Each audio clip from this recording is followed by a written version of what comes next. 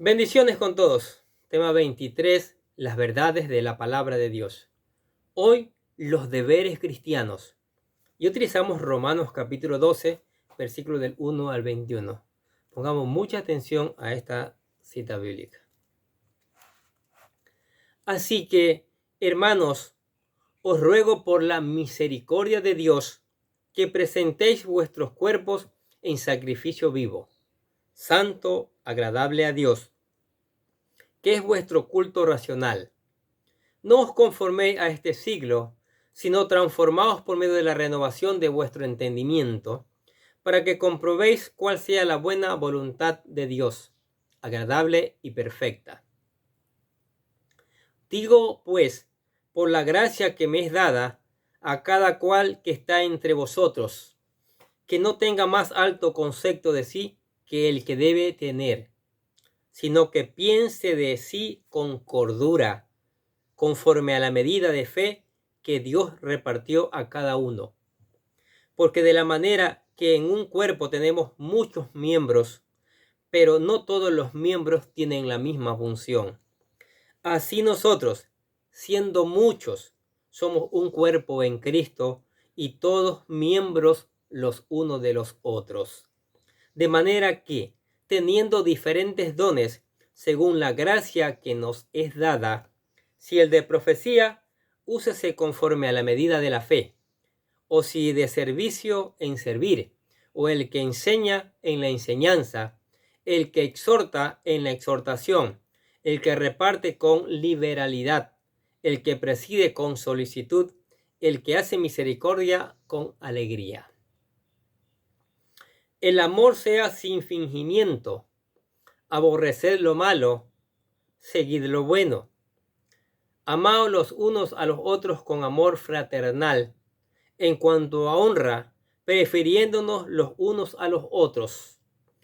En lo que requiere diligencia, no perezosos, fervientes en espíritu, sirviendo al Señor, gozosos en la esperanza, sufridos en la tribulación, constantes en la oración, compartiendo para las necesidades de los santos y practicando la hospitalidad. Bendecid a los que os persiguen, bendecid y no maldigáis, gozaos con los que se gozan, llorad con los que lloran, unánimes entre vosotros, no altivos, sino asociándonos con los humildes. No seáis sabios en su propia opinión, no paguéis a nadie mal por mal, procurad lo bueno delante de todos los hombres. Si es posible, en cuanto dependa de vosotros, estad en paz con todos los hombres. No os venguéis nosotros mismos, amados míos, sino dejad lugar a la ira de Dios, porque escrito está: mía es la venganza, yo pagaré, dice el Señor. Así que, si tu enemigo tuviere hambre, dale de comer. Si tuviere sed, dale de beber. Pues haciendo esto, ascua de fuego amontonarás sobre su cabeza.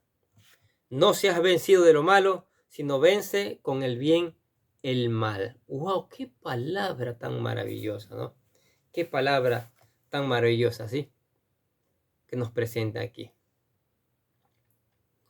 Ahora, cuando se sacrificaba un animal de acuerdo a la ley de Dios, el sacerdote daba muerte al animal, lo cortaba en pedazos y lo ponía sobre el altar.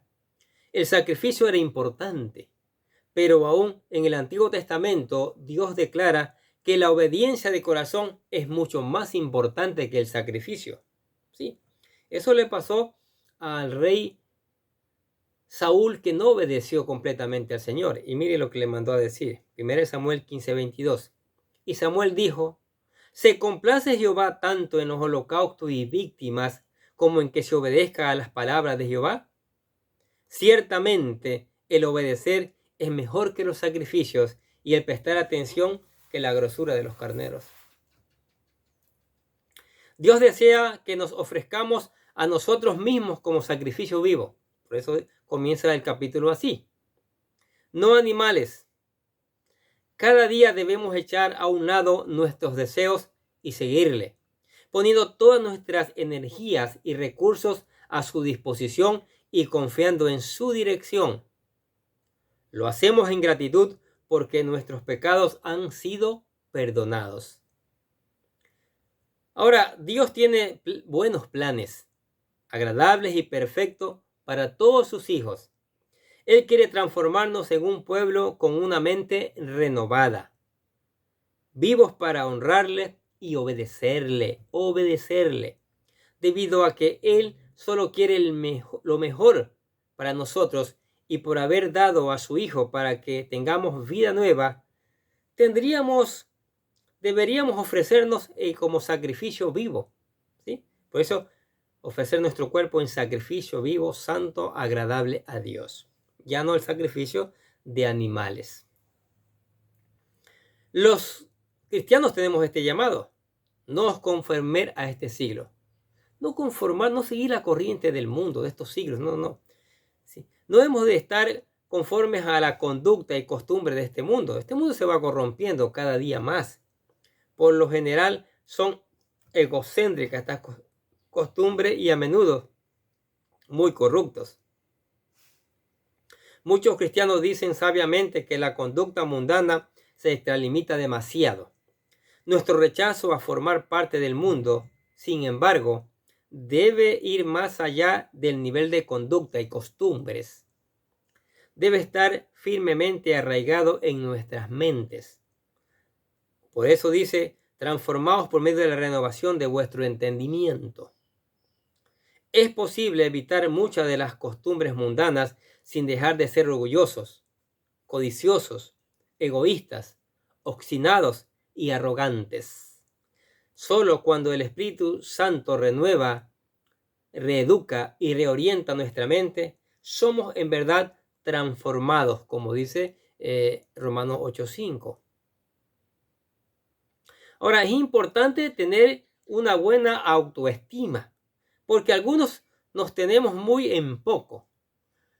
Por otro lado, algunos nos sobreestimamos. La clave de una evaluación honesta y fiel es conocer las bases de nuestra valía, nuestra nueva identidad en Cristo. No se olvide que somos nuevas criaturas. Separados de Él, no somos muy competentes según las normas externas. En Él somos valiosos y capaces de servir dignamente al Señor. Cuando uno se evalúa con las normas mundanas de los logros y los éxitos, puede dar demasiada importancia al valor que tiene ante los ojos de los demás y perder su verdadero valor ante los ojos de Dios. Eso es importante, ¿no? Como te ven, te tratan, dicen por ahí.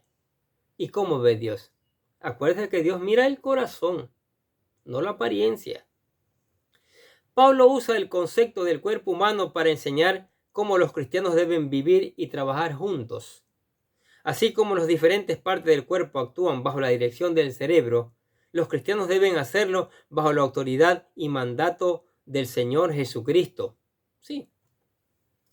Hablando de los dones, ¿no? 1 Corintios capítulo 12 es un capítulo dedicado a los dones, como Efesios capítulo 4 también. Hay que leer eso en casa. Por favor, es importante. Dios nos ha dado dones a fin de poder edificar la iglesia. Para usarlos con eficacia debemos, primero, tener en cuenta que todos los dones y habilidades vienen de Dios, de ninguna otra parte. 2, comprender que no todos tienen el mismo don. Hay diversidad de dones. 3, saber quiénes somos y qué hacemos mejor. 4, dedicar nuestros dones al servicio de Dios y no a nuestros éxitos personales. Y 5, estar dispuestos a ponerlos al servicio de Dios con generosidad y sin exclusión. Los dones de Dios difieren en naturaleza, poder y eficacia de acuerdo con su sabiduría y gracia, no de acuerdo a nuestra fe. La medida de fe o la aprobación de la fe significa que Dios le dará el poder espiritual adecuado y necesario para llevar a cabo cada responsabilidad. No podemos por voluntad o esfuerzo propio producir más fe y llegar a ser maestros o siervos más competentes. No. Dios es el que da dones a su iglesia y otorga fe y poder de acuerdo a su voluntad.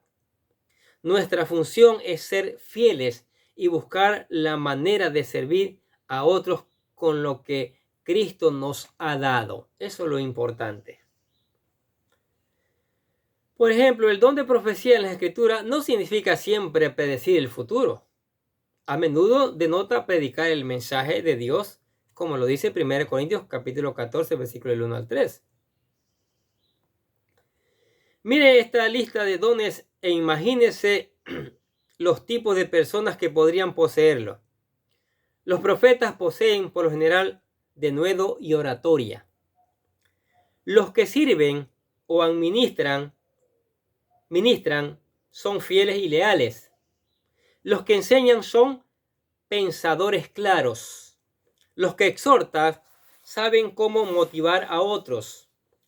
Los que reparten son generosos y confiables. Los que predicen son buenos organizadores y directores. Los que tienen misericordia son amorosos y sienten muy felices cuando dan su tiempo a otros. Sería muy difícil que una sola persona acapara todos estos dones. Es muy difícil. Un profeta positivo quizás no sea necesariamente un buen consejero y uno que reporte a lo mejor falla como administrador. Cuando usted identifica sus dones y esta lista está lejos de ser completa, pregúntese cómo puede utilizarlos para edificar a la familia de Dios. Al mismo tiempo, acepte que sus dones no pueden llevar a cabo todo el trabajo de la iglesia. Sea agradecido con quienes tenga dones diferentes a los suyos. Procure que sus puntos fuertes equilibren las debilidades que otros tengan y agradezca que las habilidades de ellos le ayuden a superar sus deficiencias. Juntos pueden edificar la iglesia de Cristo. ¿Qué les parece? La mayoría hemos aprendido a fingir que amamos a los demás. ¿Qué les parece? Sabemos cómo hablar con bondad, evitando herir sentimientos y aparentando interés en los demás. Podemos aún fingir que nos llenamos de compasión cuando oímos de las necesidades de otros o de la indignación cuando nos enteramos de alguna injusticia. Pero Dios nos llamó a sentir el verdadero amor que va más allá de las emociones y las conductas superficiales. El amor sincero requiere concentración y esfuerzo. Incluye hacer algo para que otros sean mejores. Demanda tiempo, dinero y participación personal. Ninguna persona tiene los recursos necesarios para amar a toda una comunidad. Pero una iglesia, el cuerpo de Cristo, en su ciudad, lo puede hacer. Parece mentira, porque ahí están todos los dones. Piense en personas que necesitan su amor en acción y considere los medios que usted y los demás miembros pueden usar para unirse y mostrar amor por su comunidad en el nombre del Señor Jesucristo. Podemos honrar a los demás de dos maneras. Una encierra motivos ocultos. Honramos a nuestros jefes a fin de que después nos recompensen, a nuestros empleadores para que trabajen más, a los ricos para que contribuyan a nuestra causa, a los poderosos para que utilicen su poder a nuestro favor y no en nuestra contra. La otra manera de Dios encierra amor. Como cristianos, honramos a las personas porque fueron creadas a la imagen de Dios, porque son nuestros hermanos en Cristo, porque estamos agradecidos por la forma en que contribuyen a la edificación del cuerpo de Cristo. ¿Le parece demasiado difícil para su naturaleza competitiva la manera en que Dios honra a los demás? ¿Por qué no intentar separarnos mutuamente en cuanto a honrar a los demás? Ponga a otros en primer lugar. ¿Qué les parece? Ofrecer hospitalidad cristiana, porque Pablo habla de esto también, no es lo mismo que recibir visitas.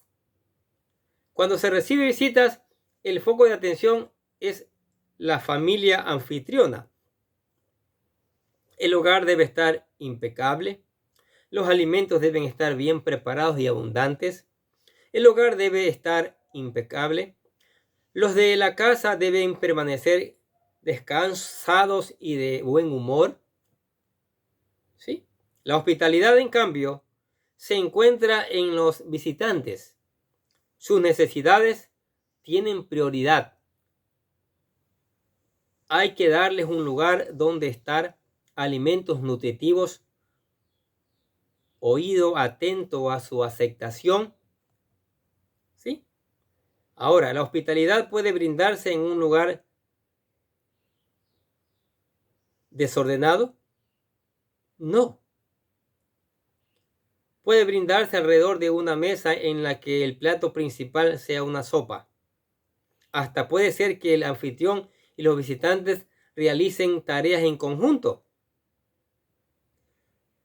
Sí, no temo ofrecer hospitalidad porque está demasiado cansado, ocupado o pobre para atender adecuadamente las visitas. No haga eso. Ahora, en todos estos versículos resumen el meollo de la vida cristiana. ¿Sí? Toda la vida cristiana. Si amamos a alguien de la misma manera que Cristo nos amó, estaremos dispuestos a perdonar. Si hemos experimentado la gracia de Dios, anhelaremos que otros también la disfruten. Y recuerde, la gracia es un favor inmerecido.